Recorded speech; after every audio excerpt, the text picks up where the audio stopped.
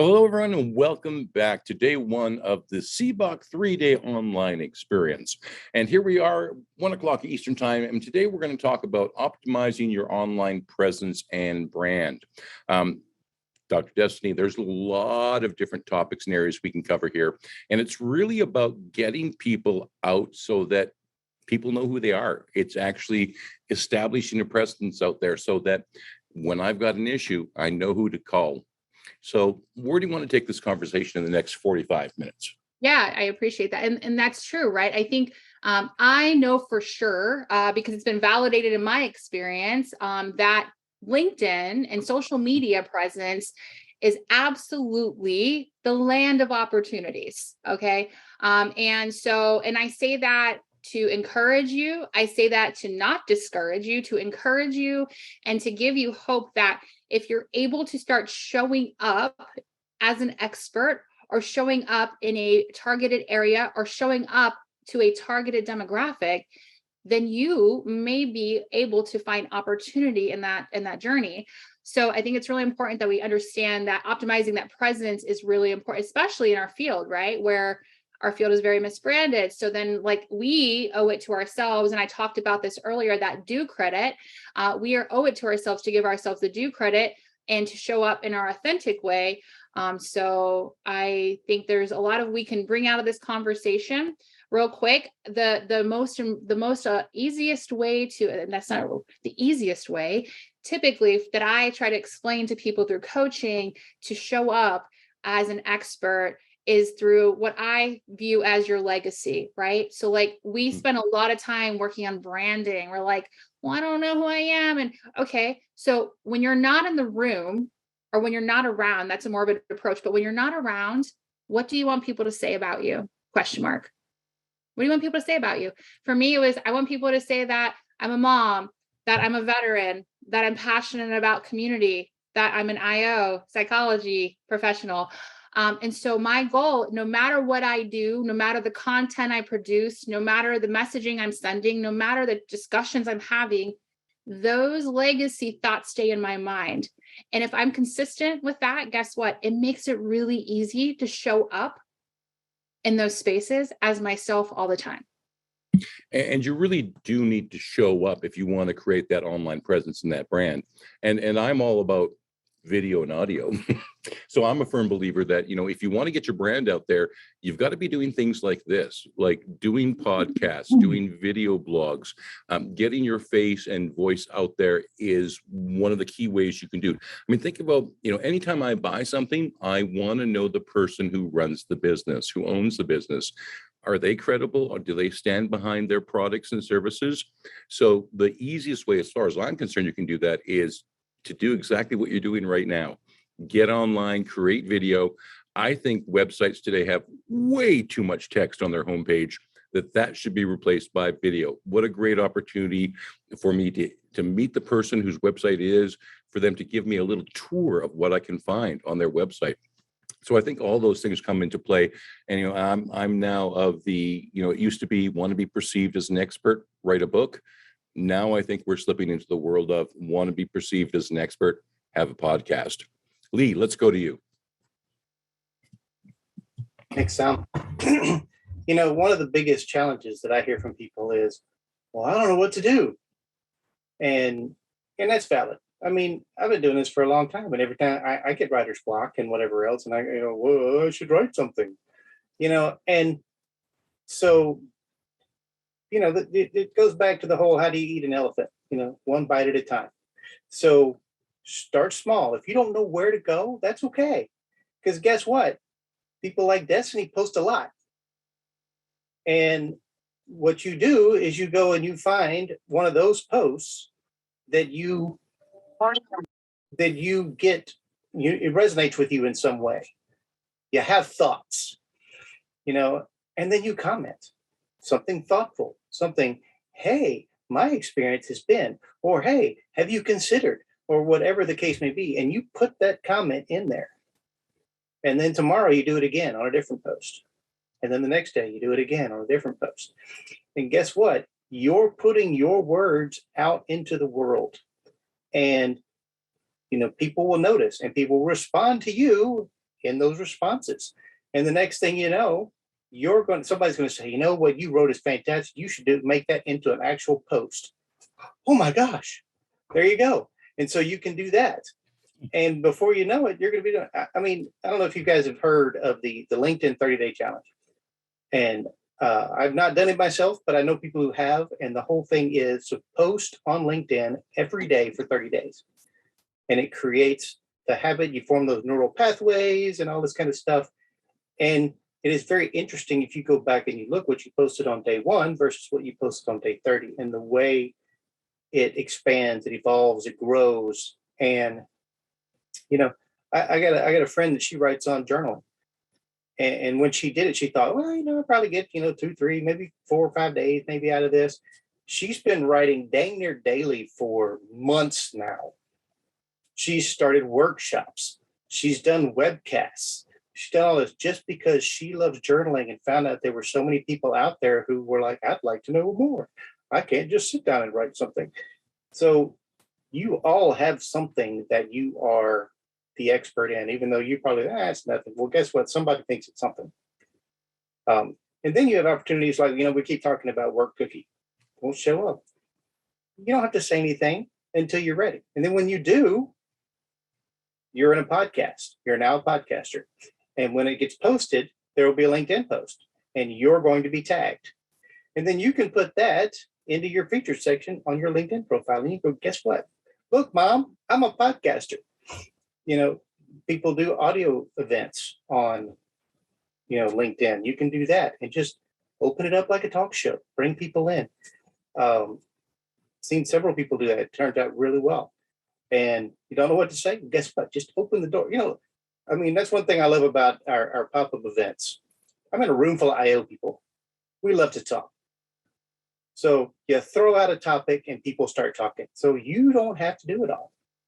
So, and on that note, I'm going to go ahead and mute myself so that I don't keep talking. Well, thanks, Lee. Devon, let's go to you. Thank you. Can everybody hear me okay? I'm good? Okay, great. Thank you, Lee. That's really helpful. And I need those boosts. Sometimes you just need a little bit of the encouragement to get out there and put yourself out there and know that you're not alone.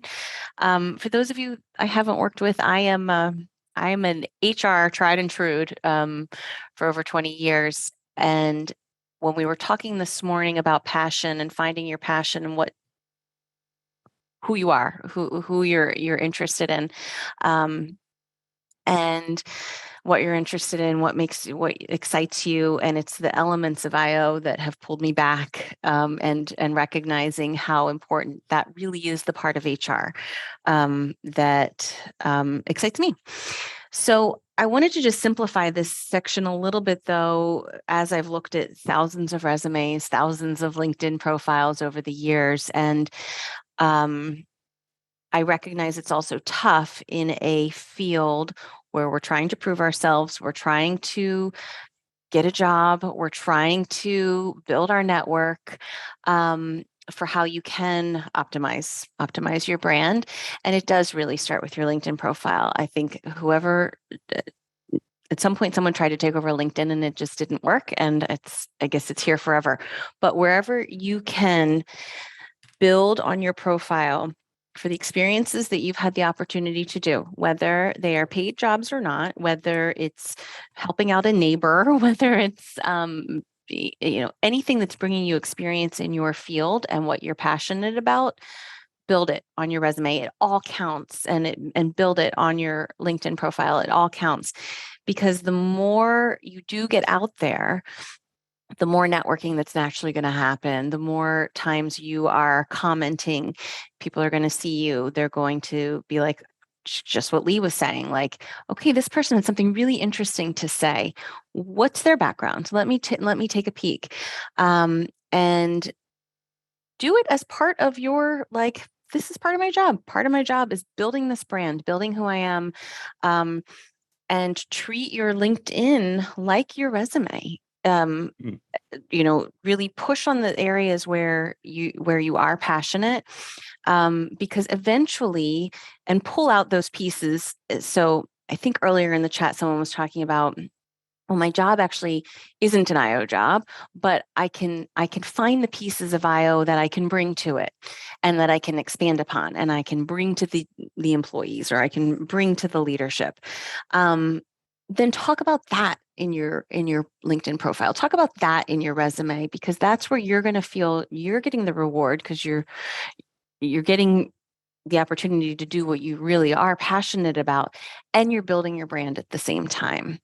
And you're making money because you've got a job, even though it might not be your IO dream job, right? But you're pulling all those things together to really optimize and get you eventually to the place where you really want to be. Well, and there's going to be, there's 130, I think, people right now who are going to jump on LinkedIn profiles and do some changes.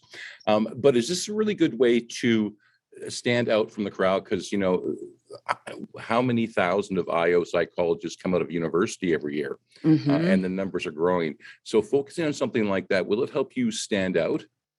I think so. Well, I think the more connections that you make, it makes you stand out. When you're getting involved in organizations like this, when you're attending the networking events, when you're showing that you're connecting, because eventually that connection will happen. The spark will happen, and then you'll get in with the group, with the company, with whatever it is, the organization that you want to be in.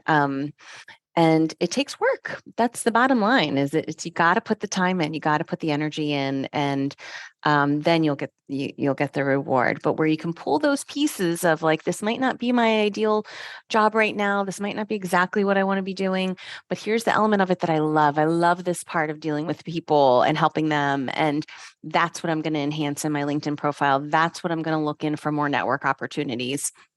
And it will begin to set you apart. Yeah. And hopefully, some of those sparks start to fly. Dr. Arieana, let's go to you. Hi, everyone. Yes, I definitely agree with what's been said. I think it's essential at a basic to craft a strong profile. And on your profile, you can feature all of your previous experiences, your education, your background. But I would also encourage you to think about your own personal why. Why are you in IO or the career that you're on? Why is that path? Why are you passionate about it? And try and communicate that through your profile. So you not only orient anyone who's coming across your profile to who you are and what you do, but also why you do it. And I think that relates to the last topic of authenticity, around helping everyone to see who you are and your authentic presentation and be more likely to want to reach out in the future. These are some basics, but make sure that you do use pictures, put a nice profile picture. Also, I would recommend doing a background picture just so your profile is very comprehensive. And then from here, you can begin to work on your content approach. So you can feature any key content at any time for your profile. But just like Lee was saying earlier, I think one great approach is to go on LinkedIn and follow a lot of blogs and people who post content that you're interested in. So whatever your domain is, let's say you want to specialize in employee selection. Well, then you can post some of the newest best practices in employee selection and pique people's interest. Polls seem to get a good amount of engagement where people can engage with your post, but just click a button. And then you're providing some interesting data to the internet for anyone else who comes across it as well. And then lastly, you can begin to cultivate your own profile and your own niche and begin writing articles on LinkedIn as well. So you can just go and create your own article on LinkedIn and then post it. So I think all of these ways are good ways to begin tipping your toe in the LinkedIn world. And then people begin to notice you over time. So it's not about an overnight approach. It's about building your brand over time, where you begin to get recognized, in this example, as a selection expert. Or for me, I like to feature things around employee wellness and how we can create positive leadership and culture. So whatever that is for you, just begin to hone your own personal brand. I don't know what other people would say on this last one, but I go based on my own inspiration. So I know there are times where I am very excited to post and I'm all in it, but then I may take a long break if things in my personal life get a little busy. So I encourage you to flow with whenever you do have inspiration. But keep in mind that you don't have to prove yourself. There is this kind of misconception and limiting belief that we have to be the best of anyone doing what we do, but that's not true. Just like if you're interested in looking for ice cream, there may be a few different ice cream shops that all have good ice cream for you to sample. So you don't have to be the best. There are plenty of people out there that need IO services. So you just need to begin to be known. Right now, I'm hoping Destinee brought ice cream for everybody. Dr. Arieana, I want to ask you though, because you're creating content. I agree 100%. But as soon as we start to talk about posting, some people are going to go, "Oh my God, I'm not a writer." So, what kind of writing advice can you give? Some people did lousy in English in university, and now we're asking them to write. So, what advice can you give them on that? That's interesting. I mean, everyone has different approaches, but in this day and age, I mean, it's a little controversial, but everyone is beginning to use even sources like ChatGPT. So if you have in your mind, like I think that it's important with any content development to have in your mind what you want to create. I think we get into trouble with ChatGPT if it's just like, create something and then I post it. So it should be related to you. But if you have a lot of clarity on the message that you want to put out there, you can leverage other tools and even your own peers to give you feedback on your writing. But let me ask you this, because too often, I've got a doctorate in IO psychology and I want to use big words. And I would remember when I was, informed that, your average daily newspaper is at a grade 8 to grade 10 reading level. So do we need to use simple language when we're doing things like blogs and posts? I think it all comes down to who your audience is. If you're trying to be a specialist for other IOs, go ahead and use jargon because that's going to be the most precise for your audience. But if you're looking to engage more generally with any business person in your community, then you really want to use words that they can understand and really simplify it to get to your core message of what it is, what you're offering, what you're talking about, and why it matters. Because if you start expanding into all the jargon, you're just going to lose them. So that's what I would recommend. Good advice. Dr. Juliette, let's go to you.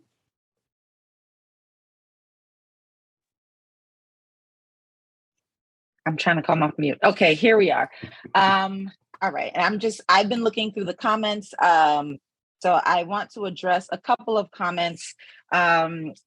Kayla mentioned being in this cluttered space, right? And being afraid to speak up. So I'm going to speak to all of the introverted folks out there who like to spend time alone to recharge and may not always want to be the ones to speak on think pieces and so on and so forth. Also, some of you may want to build your brand more for recruiters, but you don't necessarily want all of the glitz and glam.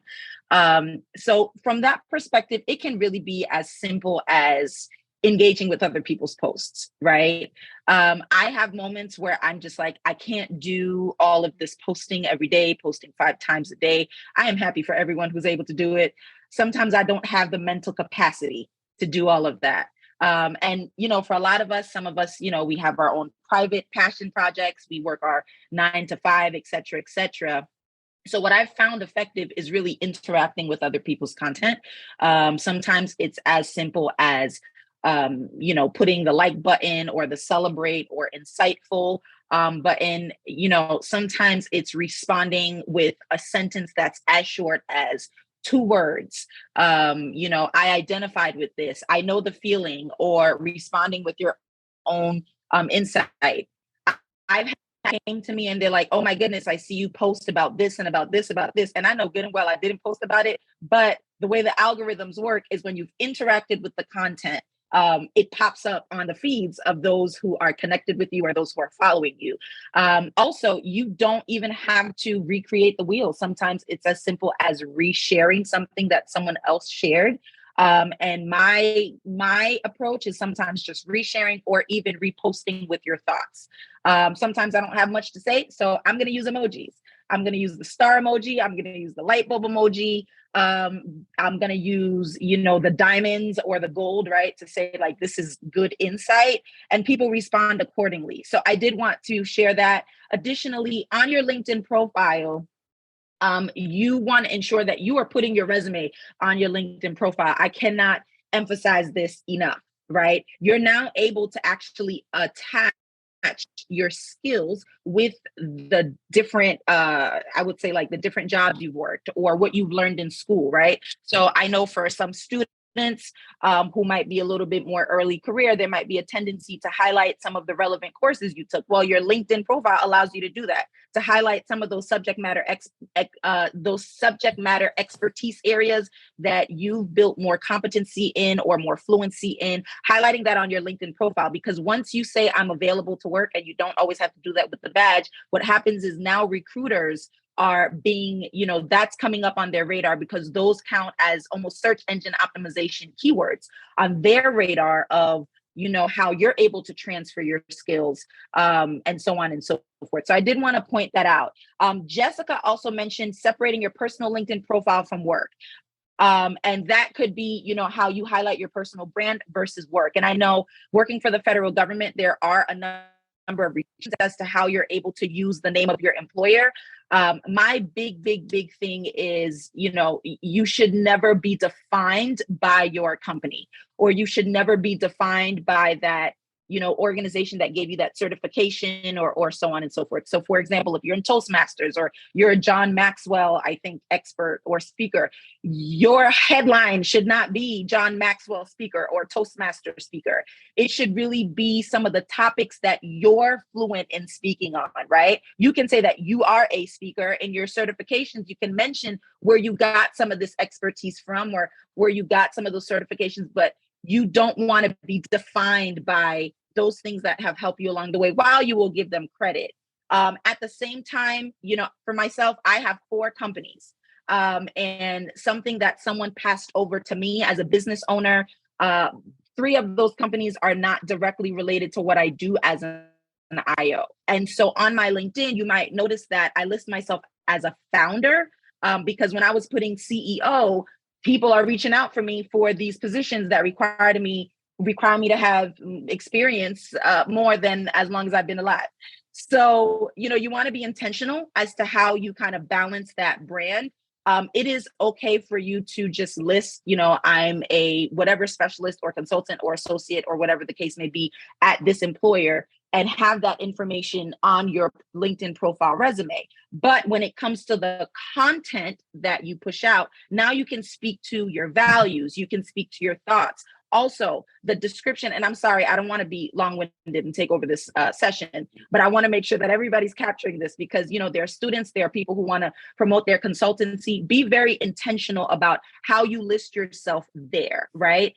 You might want to say that you're the principal consultant or the principal coach, right? Or a principal organizational coach, so that it also speaks to your ability to advise, to consult as an IO in an organization. But for me, my perspective is minimizing how much you name drop your employer if you're really looking to amplify your personal brand. And it could be as an IO, it could be as something else.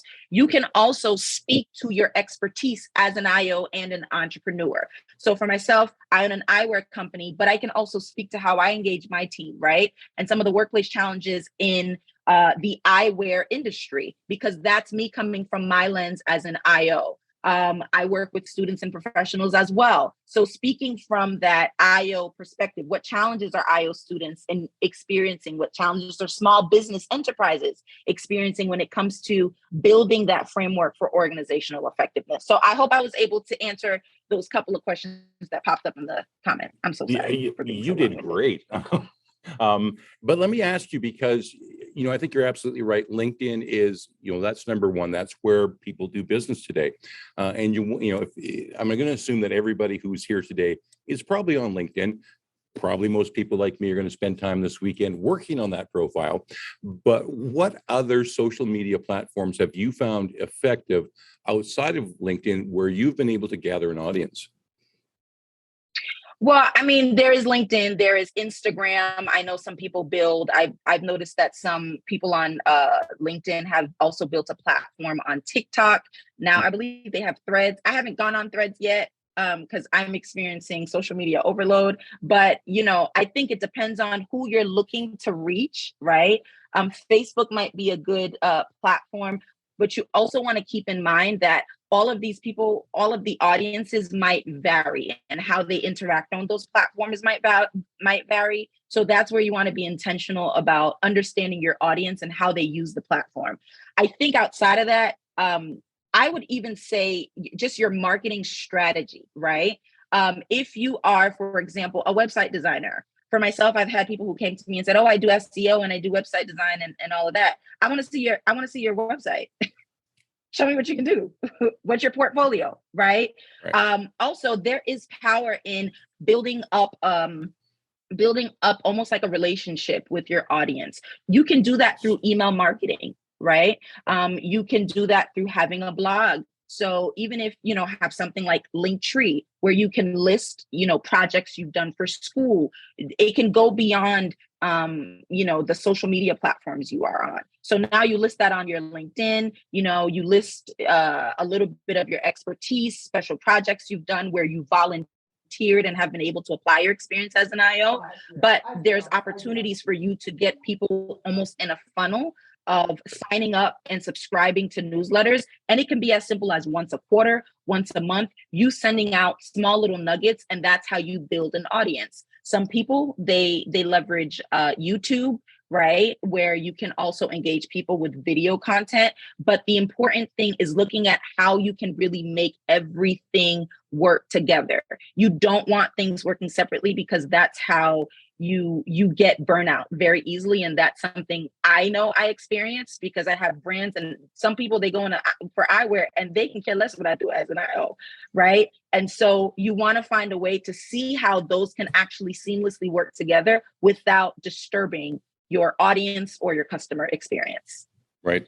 And Dr. Martha, who most of us know, has had some great success on YouTube with starting her own channel. So that, once again, another great avenue. Amanda, let's go to you. So I just want to reiterate and reinforce what everybody has said up till this point, because it's all really great stuff. And the one thing I do want to just pull some attention to, sorry, there's a bee just landed by me, actually a wasp, but outside, you don't need a post every day. There's been plenty of research. I've posted the link once in the chat. I'll post it again. Up to 20 times a month, 2 to 3 times a week. Find a topic you're passionate about and post it. And in addition, there's times that you can leverage that is in that link that I just posted that is best for certain times on certain platforms. So you don't need to overwhelm yourself with thinking, I have to post every day. You're going to increase an expectation beyond what it's realistically able to achieve. So 2 to 3 times a week, is that doable? For most, it might be. And for some, is it just starting once a week? Sure.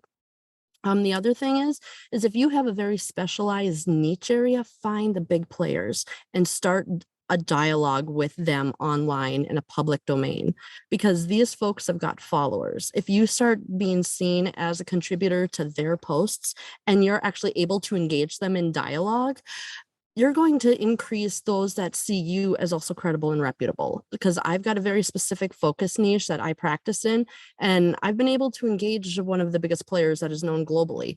And I'm sure if I reach out to him for a quick one-on-one chat, he would probably respond without a problem, because trying to get on those people's radars can be really difficult. In addition, in order to help expand your credibility, when you're trying to look at what you have got experience for, sometimes you may need to piecemeal it all together into a broader umbrella.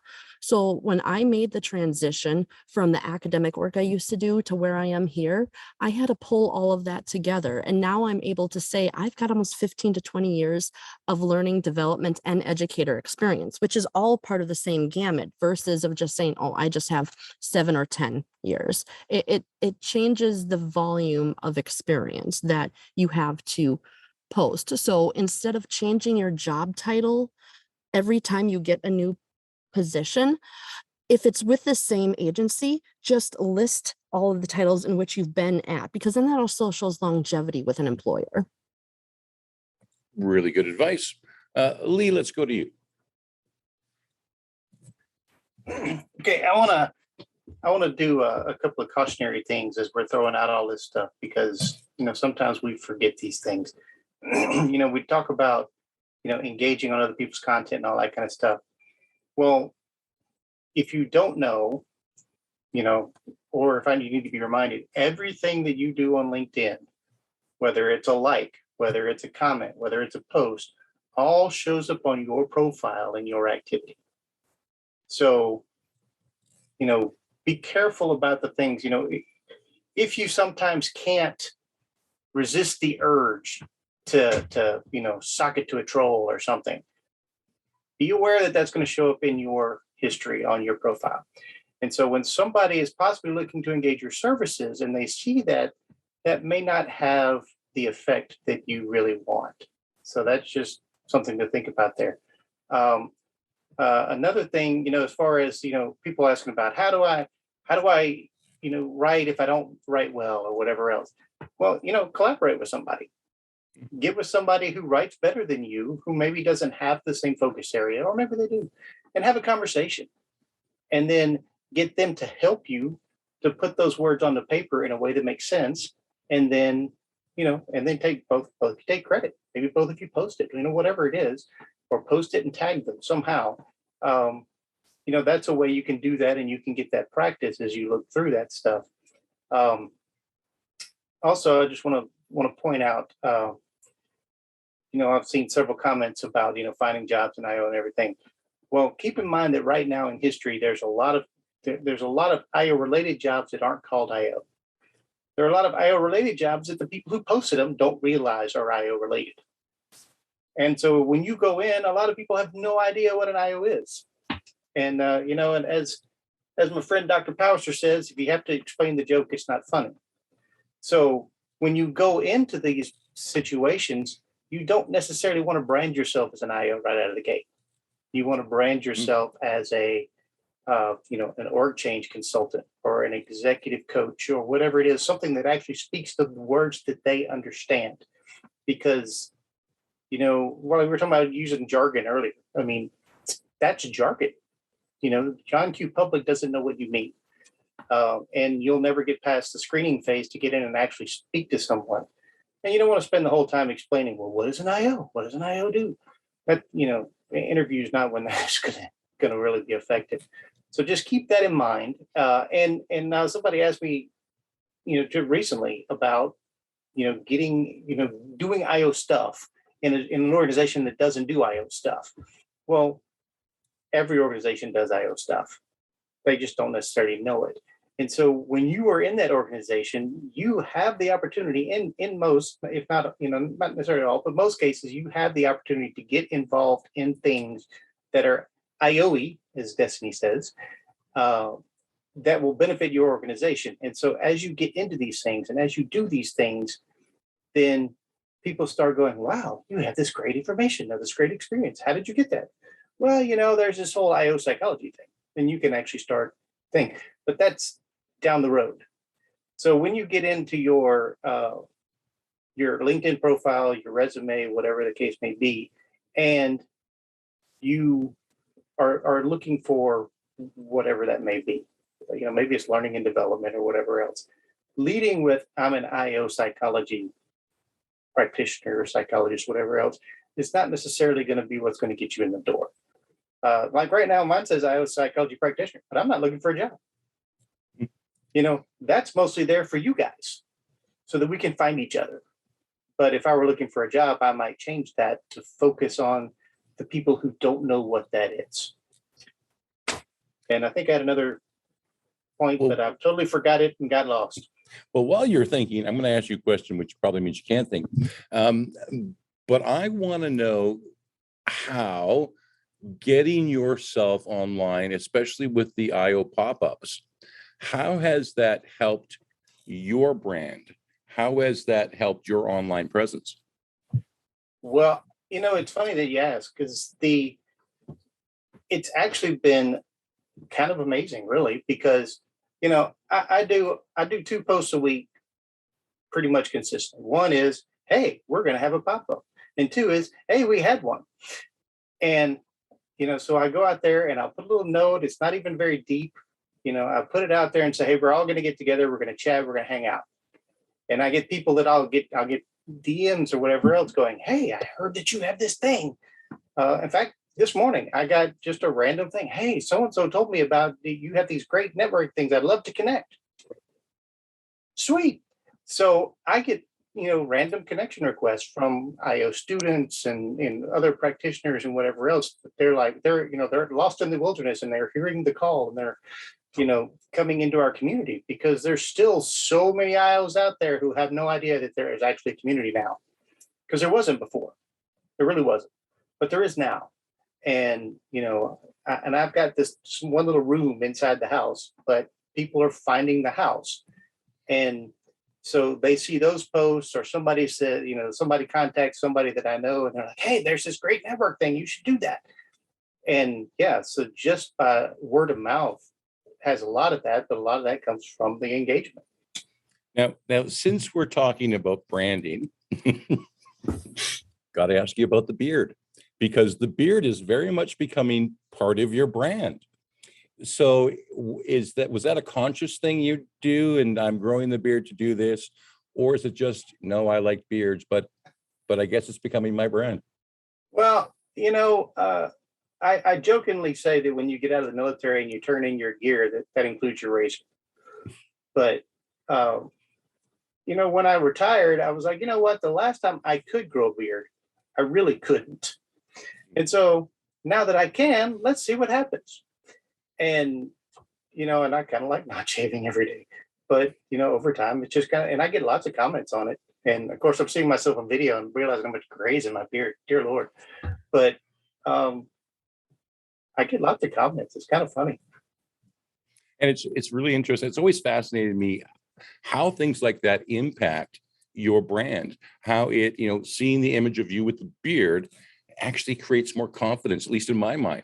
So it's interesting about how, it's not just about the content you create and what you might say, it's about the entire visual that people are seeing.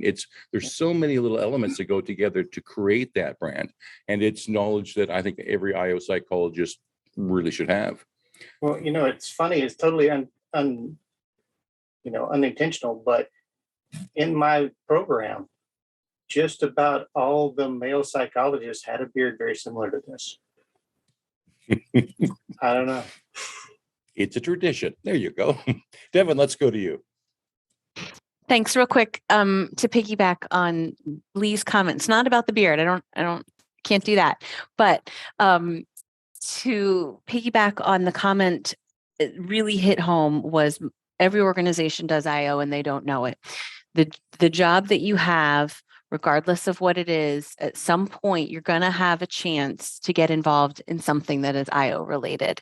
So be on the lookout for those opportunities. If you aren't in a role, and I saw someone else posted a great image of all the different types of jobs that technically are IO.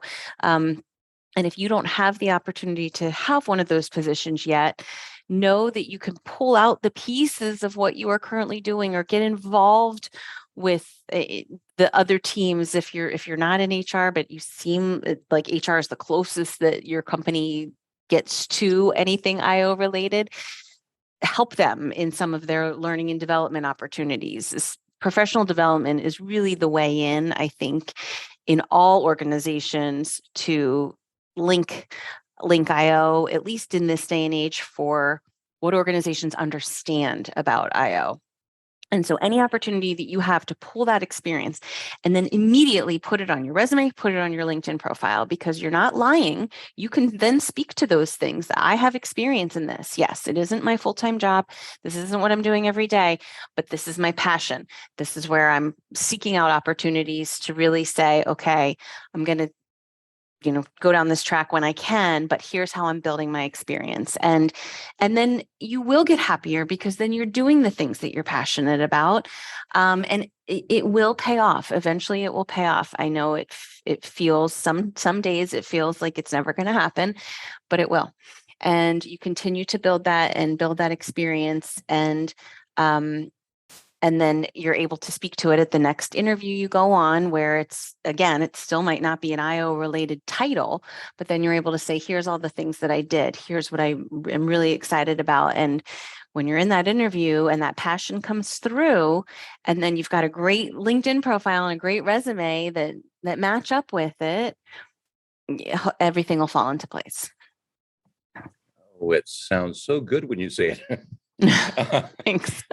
Dr. Destinee, let me go back to you because, when we're looking at online presence and branding, it's not like, anybody had heard about CBOC 2.5 years ago. But now thousands of people listen to Work Cookie. I think it's well over 3,000, 4,000, 5,000 downloads now of every single episode. So what were some of the successful things that, you and Jeremy were doing that really started to get the momentum building and really helped to create that online presence and establish a brand? Yeah, I think you hit the word perfectly there. Was momentum, right? Momentum is everything. And I think this kind of goes back to, while you don't always have to be posting and doing all the things, there is momentum that comes along with that, with it, to be honest. And so if you continue to be able to build momentum for yourself, that will help.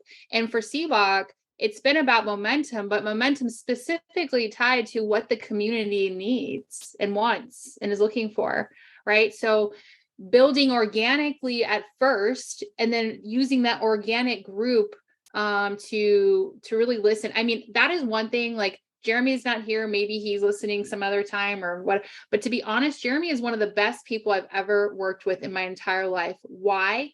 Because he's mission oriented all the way to the core. And I think if we work and we look at mission as being like our focus always, like we can take and we don't have, like, the blinders come off, right? Because now we're just super laser focused. Like everything that we do, we have been building, we say, is this going to build community and belongingness? Like that's the last statement we make. But, we will have these great ideas. We'll be like, blah, blah, blah, blah, blah, blah, blah. And we'll just like feed off each other's energy. And then we'll be like, but does that build community and belongingness? Yes or no? And if it's questionable, then we don't move towards it. We focus on the intent and the mission. So I think if you find that momentum and the community's voices and the gaps that we have felt, one of the things Jeremy likes to ask people, and he asks me in different kinds of ways, is he asked a question to the extent of, well, what did you wish you had whenever you were a student? Or what did you wish you had whenever you were struggling? Or what do you wish you had now? So if you find that, like, if you look at CBOC and like how we've transformed based on how we have experienced things, how we have felt others experience things with us, and the voices and the momentum of the time. And to be honest, it's, there have been like moments, like you said, there will be moments where you probably don't see either of us posting or CBOC posting. And then all of a sudden it's like this amp up, this momentum, this build. I think that's okay. I think that's natural. And I think that also prevents the burnout from the community happening too, because right now, for example, August is IO Psychology Awareness Month. So it's going to be a lot. It's going to be a lot coming at you when there's an event, and then eventually it's going to die down because the holidays are coming for some. And like, because, we have all these excuses. But it's okay. Like that's the natural progression of how things work. And so we pay attention to those things. And one of the things that we do, because we're listening to the community, is we build in momentum for ourselves by engaging with the community. So for example, one of the things I said was, okay, Jeremy, what about after this event? What's going to happen? And I said, we need to make sure that we are connecting. So he mentioned earlier that we're going to have follow-up sessions where we discuss some of the things that we're working on and connect again. Those are important to build into your plan and into something like this where community is being built, because it can be really easy to kind of not forget about the community, but it can be really easy because we're humans to get really caught up in our personal endeavors and professional endeavors and, maybe put the other things that to the side. But guess what? At the end of the day, success is usually associated with a form of community. So, that's where we always try to kind of keep our focus on. Well, you're building a great community, and the growing numbers every single month prove that. Dr. Juliette, let's go back to you.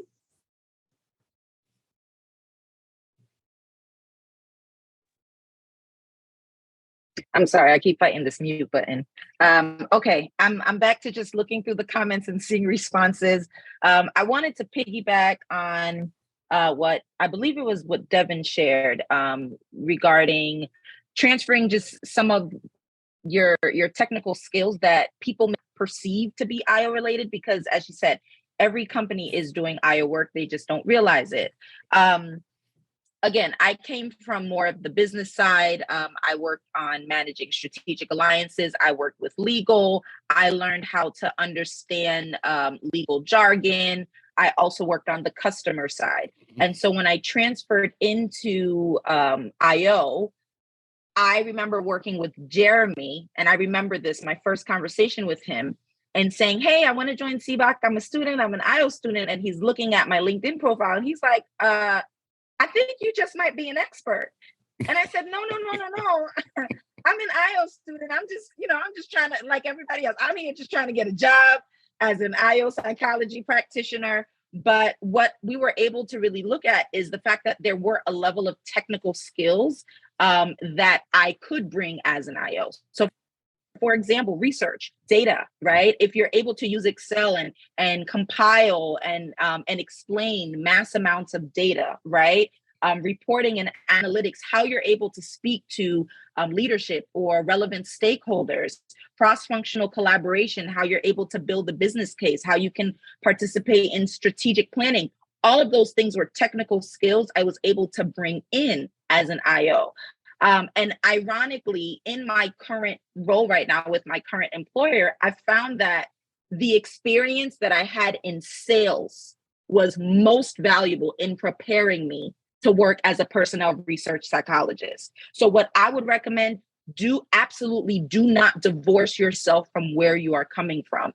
And I did forget the name, so I do apologize. Someone also mentioned, how do you leverage that IO expertise or those skills in IO without having to always be under the HR umbrella? You can do it in the operations space, right? Applying focus groups, leveraging survey research. You can take what you're learning from customers to inform how you empower employees within the workforce to do their jobs better, right? What the gaps are we finding? I know someone mentioned, for example, project management. Now there's a focus on leveraging project management in the organizational space, in the people function. So I did want to mention that if you're coming from a space that, whether it's education, whether it's business, whether it's law, there are ways to use that technical expertise, because that's what we were speaking about, authenticity, right? That's what makes you special. That's what makes you unique. You're bringing in something that other people on the team may not have.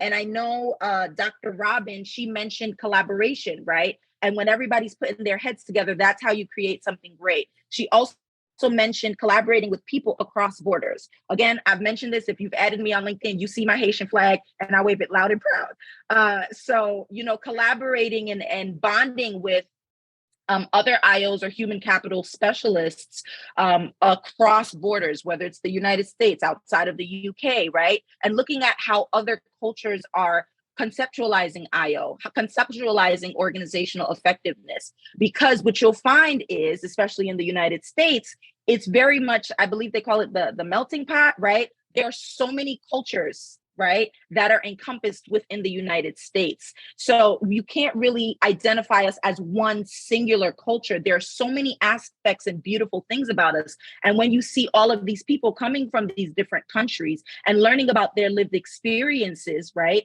and how they bring themselves into the workforce and how they also impact the workplace, now you have a better understanding of also how you as an IO can serve the workforce. I know there were talks about ChatGPT as well as checking for plagiarism. I would say use ChatGPT for like idea generation, right? I know I've worked with students and I've had some of my clients send me personal statements. And the first thing I do is put myself in the shoes, not only of the reader, but the writer. And so when I read it, I'm like, this is not you. Who wrote this and who did this? And they're like, oh my goodness, I tried Chat GPT. You also want to understand that a lot of these search engines and platforms, they're still deciding what to do with Chat GPT. So if you're cutting and pasting everything from the AI machine, but there are platforms that are saying, nope, we don't want to, we're trying to detect the content or the blog that was solely written by Chat GPT. That's where the algorithm impacts you, because now your messaging is not being pushed out to the audience you want to get it to. So what I would recommend, use Chat GPT more as like a foundational basis to build the ideas, and then come in and plug the evidence-based research. Try to adjust the language so it fits your voice and communicates in your voice and communicates your authenticity and your personality. And Lee, I know you spoke about your beard. I'm here with the hair. That's another thing with, communicating your brand. I changed my hair a few years ago and I said, this is going to be a phase and I'm going to go back to the black hair. Now, if I go back to the black hair, nobody recognizes me. But you can also use that in your messaging, right? When you're speaking about DEIA, when you're speaking about psychological safety, when you're speaking about employee engagement, those are all relevant IO psychology topics that we study and we cover. So leverage that authenticity to also push out who you are and also promote your brand. Let me ask you about, how did you take that authentic self, which is, quite wonderful. And, it's not just the colorful hair, your glasses. Every time I see you, you've got great glasses. But how do you take that authentic self and create a brand around it? Right. So I don't know if it's okay for me to shameless plug, Jeremy, you can yell at me for this later. These glasses are actually my design, Nuri Lens Eyewear. So this is my creativity and my sketches. In terms of my authenticity, we spoke about that in the discussion about imposter syndrome. I'm a Black woman. I'm a child of immigrants. So I've gone through the experience of hostile work environments. I've gone through that experience of constantly being told I'm supposed to abbreviate who I am. And that's how I'm going to be accepted. In my experience, I remember joining a previous employer and everyone was telling me, hey, make sure you put in extensions and make sure they're Black so it looks professional. My hair was a fire red and honey blonde. So I'm like, okay, for me to blend in, I had to put in some extensions. And I remember speaking to someone coming into the organization and of course, looking for the Black woman and how they wore their hair. And I remember asking someone, is it okay for me to wear my curls? Because it's a fire red and honey blonde. And they said, yeah, as long as it's neat. And I said, how is someone going to tell me, a Black woman, what neat looks like? Right. So I took out the extensions and I told myself, if I wear the extensions, I'm only going to wear them because I feel like it. And I'm going to just take the risk. And I realized, again, being in hostile work environments, that I don't want to be in a space where I can't be myself. Right. Where I cannot step out as this Haitian American girl who speaks 6 languages and sometimes doesn't get all the English jargon right, because I'll flip back to French and I'll flip back to Haitian Creole when I get excited and so on and so forth. But that's what makes me me. And I found that even showing up to interviews, the first thing they say is, oh my goodness, your hair color is amazing. And I found that just being my authentic self, that's what has allowed people to be drawn to me. And that's what has also built the interest in the work that I do. And it's not to say that I don't battle those moments of, oh my goodness, here's another space where I'm going to be asked to wear a wig, or I'm going to be asked to code switch, or I'm going to be asked to speak a certain way. I absolutely have those experiences as well, but it's a combination of being kind to myself, right? And also constantly reviewing my brand strategy and saying, how does Juliette step out as her full Juliette Nelson, right? And in her purple and blue haired glory, to couple that with my brand messaging. And so I found that a lot of people, especially Haitian American, West Indian, children of immigrants, or people who don't identify as the same things as I do, they come in and they say, I find that inspiring that you're able to leverage that authenticity to speak to your brand's story. And that's what gets them being interested in my services and being interested in my products, and even wanting to pay it forward and form their own brands, right? And start their own consulting company as an IO. So, I think it's interesting what you said, because I think a lot of us grow up with a messaging, especially when we enter the workforce, of don't be unique. Don't stand out, try to blend in, try to just be a good teammate. But I really do feel like, especially for IOs today, you need to be unique. You need to stand out just to have a conversation start. Would you agree?